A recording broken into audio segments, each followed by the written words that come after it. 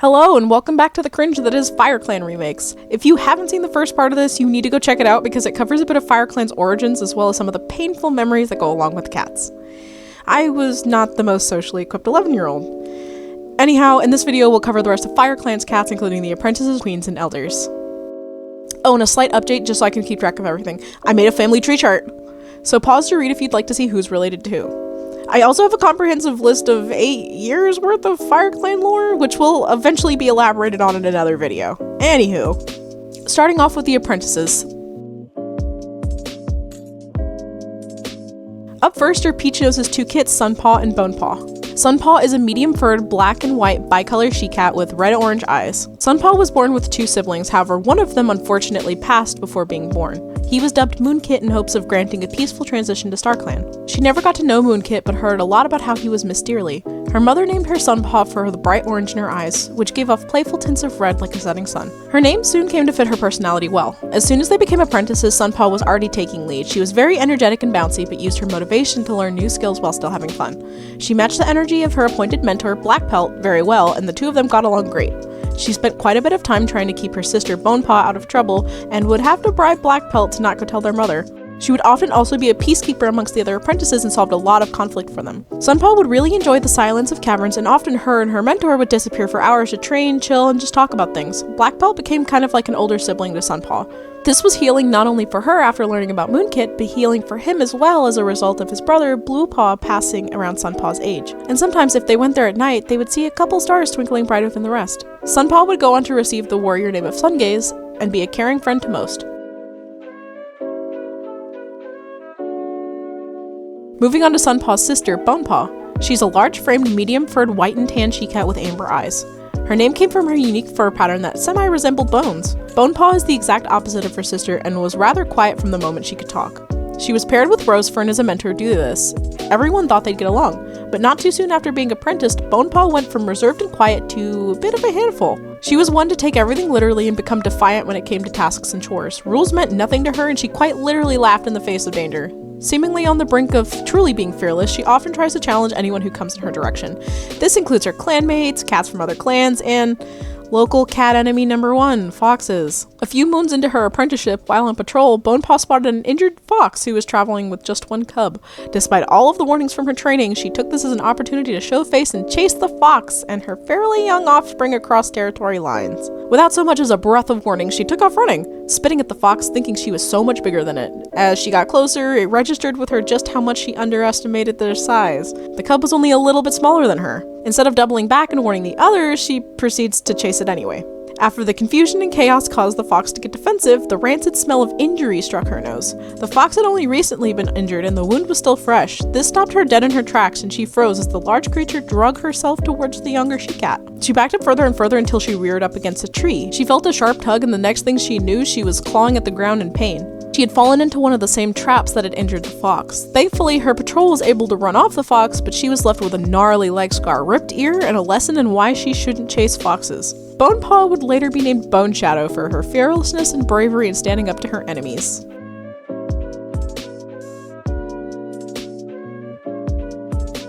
Next, we'll cover Soot Whisker's kits, Creampaw and Cedarpaw. Creampaw is a medium-furred cat with diluted brown and orange spots and green eyes. As a kit and as an apprentice, Creampaw was very soft-spoken and didn't have much of an opinion to pipe up about. They didn't really enjoy playing rough kit games, but instead enjoyed batting around feathers and other objects that weren't super intimidating to a small kit. Creamkit was also not fond of other cats and took a while to open up. He actually ended up growing attached to Rosefern due to her quiet, gentle nature, which in turn made her apprentice Bonepaw mighty jealous. Soot Whisker ended up becoming Creampaw's mentor. This was a relief for her because she felt cramped and cooped up in the nursery and couldn't wait to get back out and about. In actuality, Soot Whisker went far too easy on Creampaw and fed into his unwillingness to participate in things, and it took a moon or so to adjust to the mindset of being a mentor to her son and not just a mother. He was picked on quite a lot by Bonepaw, with Fuzzpaw following in her lead. Despite this, Creampaw would be seemingly unfazed. He took comfort in taking late-night walks, which ended up being beneficial one day. The clan was suffering from a large bout of coughs and sneezes, and the herb stash was running low. Creampaw took it upon himself to set out and use his vast knowledge of exploring the territory by finding a hidden stash of herbs that were growing close to the Two Legs area. Creampaw would actually go on to surface the idea of Nightwatchers, a group of cats who were pretty much nocturnal and patrolled the area at moon high and throughout the early morning hours. When the other cats were too tired to keep watch, Creampaw would take over their spots, eager to be awake at night. Creampaw would be later named Creamdapple.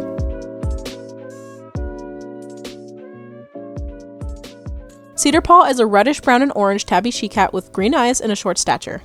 Cedarpaw, compared to her siblings, was much more outgoing in her personality and strove for adventure. As soon as she was apprenticed, she had a knack for bringing random items back to camp: cool sticks, rocks, dead bugs, etc. She stashed them all in a neat little line behind her nest and would get pretty upset if they were moved or cleaned. She was also very fond of jokes and would have the wittiest comebacks at times. Words flew out of her quicker than lightning, and she was always chatting up a storm. She was a social butterfly from the start and easily made friends with everyone from all walks of life, taking an interest in other groups' history as well as the clans.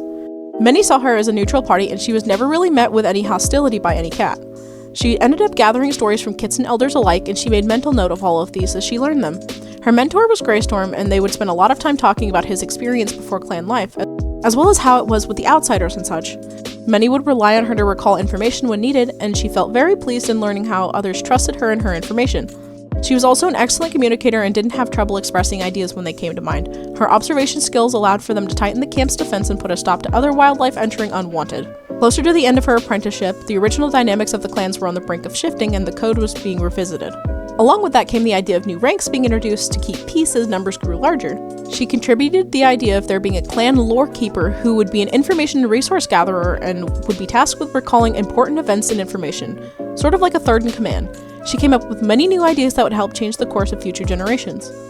She would also be offered the position of training as an apprentice for this new role. Cedarpaw would later be called Cedar Snap as a warrior name for her snappy comebacks and quick call to action when needed.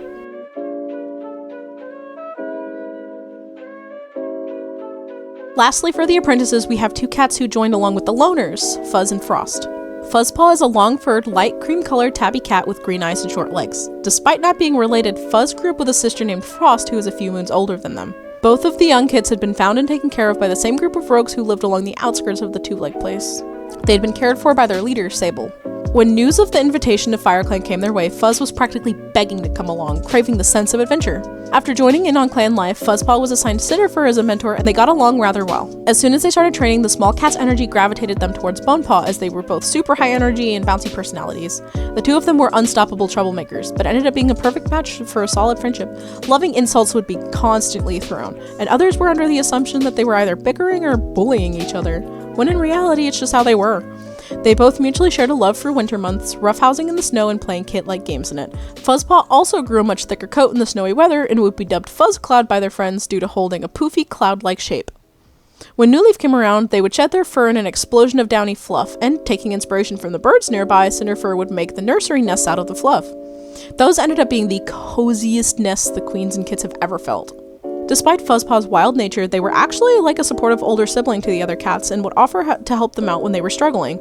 They got along with everyone and lifted spirits with their positivity. Fuzzpaw would later be named Fuzzpounce for their loving childlike energy. Frostpaw is a short-furred, diluted blue point she-cat with blue eyes and large ears. Frostpaw has a very nonchalant personality, seemingly indifferent about most things. At first, when the group of outsiders were invited to FireClan, Frostpaw decided to stay behind with the rest of the gang, announcing proudly that she didn't need any help of the others to thrive. That lasted about 3 days, and she found herself sheepishly walking into camp asking Sable to take her in. Sable cuffed her upside the ear and let her know how much of a doofus she was for waiting 3 days to ask for help. She even made her go up to the leader herself and ask for a spot in the clan. Amberstar agreed and took upon training Frostpaw herself. Tired and embarrassed, Frostpaw scarfed down some food and promised to be on her best behavior. That went out the window sorta quick though. Due to her being an outsider for a few moons, she had a cold-hearted, no-care-in-the-world attitude towards things. It took her a while to not just stare at her paws when spoken to, or dismiss what someone was saying and just bluntly walk away. A few times could be excused, but she even ended up nicknaming Sunpaw Cowpaw due to her black and white fur pattern and large fluffy fur. And since clan cats have no idea what a cow is, Frostpaw lies and tells her it's the prettiest animal in the world. She got busted soon after. Her bad attitude ended up falling back on Sable, and since they were fairly new, blame fell on them for a lot of different things. Frostpaw, realizing that she sparked such an issue, both amused her and annoyed her equally. She was eventually taught how to funnel her negative energy into something more positive, and became a pretty good prankster to others, but this time to make others laugh, which is something she would find joy in too. It would take her a while to adjust, but once she came out of her shell, she was like a totally different cat. Frostpaw would eventually be named Frostface. Moving on to the queens. Hollynose is a short-furred calico she-cat with green eyes. From a very young age, Hollynose was a stubborn, hot-headed rule to fire with an insane amount of energy. She was quite the handful to raise and even keep under control as an apprentice. She even viewed her own brother, Swiftclimb, as an opponent and challenged him to games and play fights quite a bit. She viewed herself in quite a high light, and several moons into her training found out that her goal was to become leader one day. She admired the leader's capability, strength, and most importantly, their authoritative power. Dead set on this, she worked hard to gain everyone's trust and grow stronger than her rivals. This, however, did not work out the way she wanted it to. She allowed her impatience to get the best of her, and it would often lead to overworking herself, which would lead to bouts of burnout. As a kid, she couldn't wait to be an apprentice, and as an apprentice, she couldn't wait to be a warrior. And now that she was a warrior, she strove to become deputy. Moons passed, and she succeeded through her warrior's test with flying colors, proving to be an excellent hunter and fighter. However, what she didn't realize is that her communication skills had gone out the window, and she spoke to everyone in utter disregard to their thoughts and feelings. She was just really impatient. Not many cheers came along with her naming ceremony, and she took that as a personal insult and went off on everyone in front of the clan. Frustrated that time wasn't going faster or even in her favor. Her forced maturity came back around to bite her. She then spent several moons as a warrior, breaking even more rules and pushing her limits to the brink, having cross-clan relationships, not abiding by the code, stealing prey, crossing territory lines, etc. Her brother had to sit her down and have a talk with her to get her to fully understand. She was acting out due to feeling unwanted in the clan and didn't know the steps to fix it. Almost a year later, she ended up having kits with a loner outside of the clan in hopes of being seen as more useful to the clan, which also backfired as she refused to announce the father of the kits. She ended up having several kits, however, due to stress and her quickly declining overall health, she knew she couldn't take care of them and would just spite them, as heartbreaking of a realization as that was for her. She didn't know what to do. The medicine cat at the time, Dustfoot, ended up helping her relocate the kids to a local barn's nursing mama cat who only had one kitten. After only a day, another bad storm whipped through, and Hollynose couldn't stand the thought of her kids being in danger. She gathered all of her strength and faced the storm head-on. Her gut instinct told her that something was very wrong. After about an hour of traveling, she came across the barn again, completely demolished. A very gentle, soft mew caught her ears, and she flew into panic and dug through the rubble. A few of the neighboring cats heard her cries and came by to help her dig. Perfectly protected by a wooden box laid a small ginger kitten. Without even thinking, she scooped her up and flew back into camp and surrendered her to the medicine cat, not even knowing if she was alive at this point. Her remaining kit did manage to pull through with only a small cold. She swore to raise this kit and not let anything happen to her. For the rest of her days, she deeply regretted her rash actions in giving her kits away. Long after, she would go on to re-meet one of the Toms who helped her dig her kit out of the rubble, and with his kind words and reassuring gestures convinced her that she did the right thing and was actually one of the most caring and considerate mothers in the world. He joined the clan with the rest of the outsiders, and she was finally at peace with her position in the clan.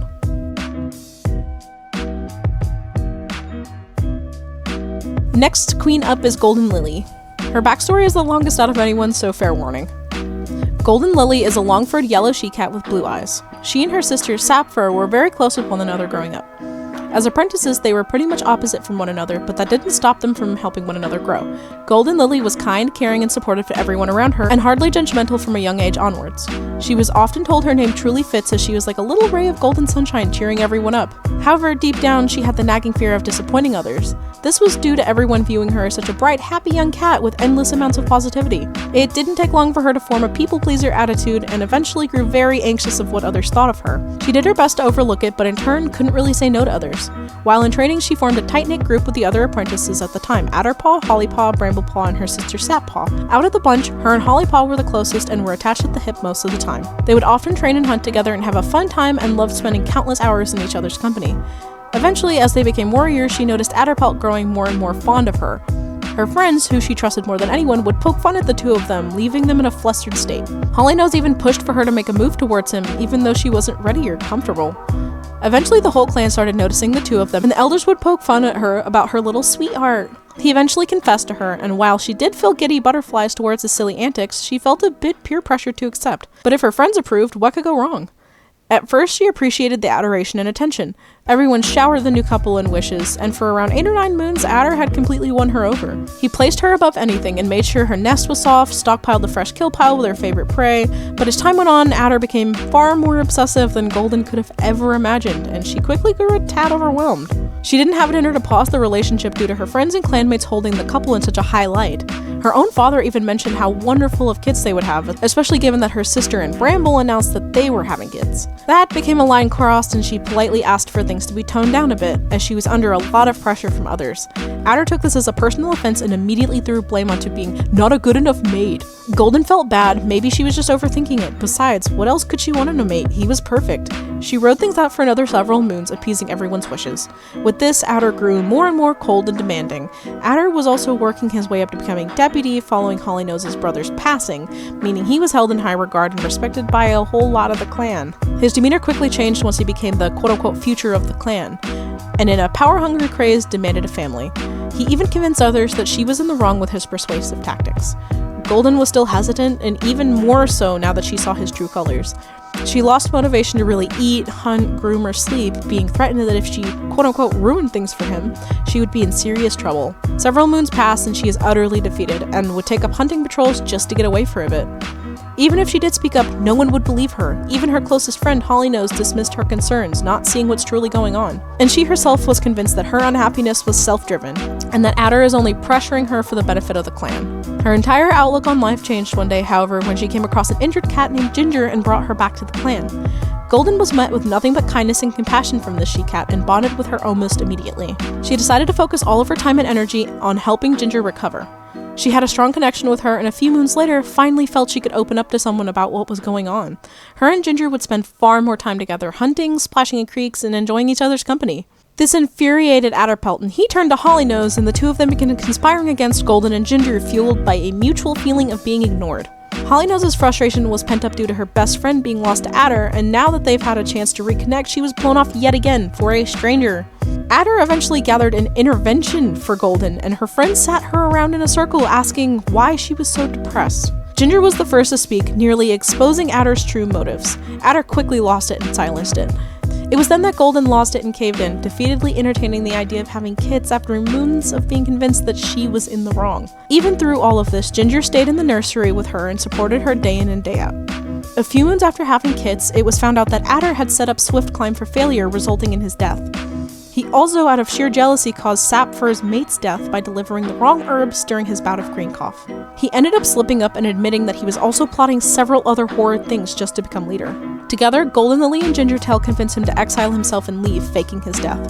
Things were finally calm for Golden, and her two sons were safe and about to become apprentices, sheltered from the truth of who their father really was behind the righteous and friendly mask that he put on. Together, the two of the she-cats worked on healing each other's wounds and overcoming the trauma that Adder put them and the clan through.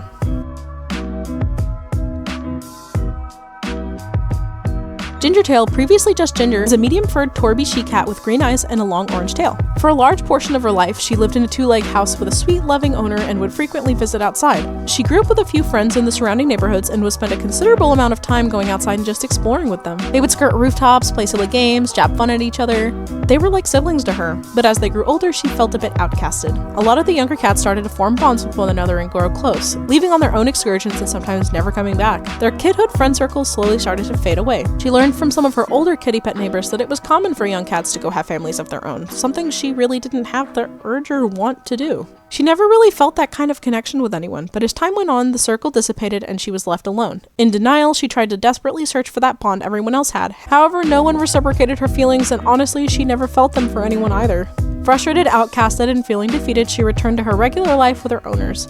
However, that didn't last too long. The area between the mountains was notorious for storms that hit each new leaf. One day, a large storm swept through the area and did a significant amount of damage to the entire neighborhood. In the chaos, the young she-cat was barely able to escape the storm's toll by running as far away as possible and taking shelter underneath an abandoned car, badly injured and out of energy. Her weak wails for help were met with silence until the rain stopped several days later. Nearly passing out from fatigue and hunger, a bright golden she-cat caught her blurry vision, and her desperate cries were met with kind, caring eyes. This cat talked her into a calm state of mind and sat by her until a whole patrol came to escort her back to camp. The medicine cat at the time, Dustfoot, nursed her back to health, but she regained little control over her back muscles and couldn't walk super well without support.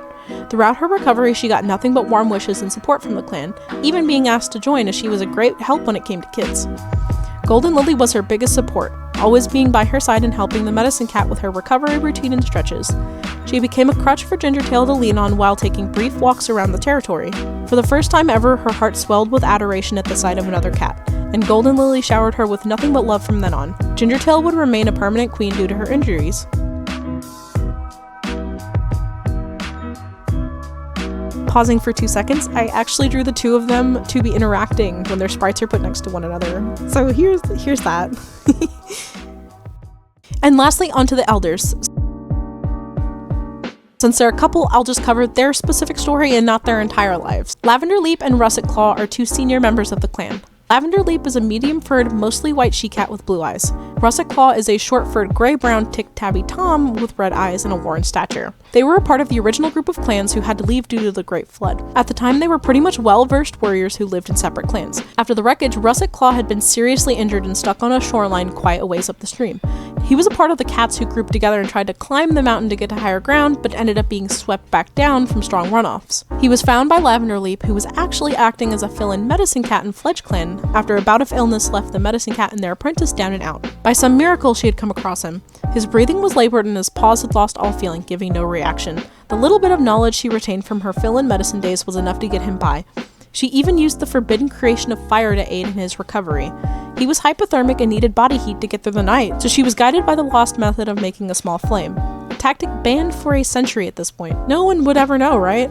Also, it was to save a life. She pulled together all of her strength and nursed him back to health. After a few weeks, a group of some of the remaining cats came across the two of them and offered to band together on a journey going northwards to escape the valley and its treacherous rains. He felt secure in doing so because his brother, Stagspire, was in the lead. They agreed, but now that Russet Claw was back to health, she suddenly realized that he was quite the thorn in her side. He was very hostile during his recovery and even more snippy as they traveled. Vice versa, Russet Claw grew tired of Lavender's constant nagging about how he shouldn't be so sporadic and energetic and needed to rest. After they settled, it actually took them several moons to realize that they were both so quote-unquote up each other's fur out of a genuine care for one another. Soon their pet peeves about each other's habits and quirks turned into playful banter, and they would soon come to adore each other's personality. Everyone quickly joked about them being like an elderly couple. They did meet later in life, but neither of them saw each other as old. They would go on to start a new life for the newly settled clan, with Hollynose and Swiftclimb being their kits. Their injuries from the flood caused them to both have to retire to the Elder's Den a couple years before their time, and they currently rest easy knowing that they helped start a new stable clan for generations to come. Alright, so that's all the cats I currently have on the list for FireClan, but this is definitely not the last FireClan content you guys will be getting. I'll likely make a video about the outsiders that end up joining the clan under Sable's ruling. I also do still plan on making a blind read-through in reaction to my first ever Warriors fanfic, so stay tuned for that. And now time for my favorite part, bloopers.